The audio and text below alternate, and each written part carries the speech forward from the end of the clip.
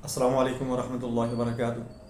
आजकल जो मरीज़ देखे गए हैं अक्सर यंग जो एज है बच्चों की, यानी 20 से 24 एज के ग्रुप के जो बच्चे हैं उनको हार्ट अटैक की प्रॉब्लम बहुत ज़्यादा आ रही है, खुसूसन पोस्ट कोरोना। यानी कोरोना ने जब से अटैक किया है उसके बाद हार्ट अटैक के केस जो यंग बच्चे हैं, यंग अडल्ट हैं, उनके अंदर ज़्यादा आने शुरू हो गए हैं। अक्सर लोगों ने सवाल किया कि इसके मुताल्लिक कोई वीडियो ज़रूर बनाएं ताकि लोगों को मालूमात मिल सके।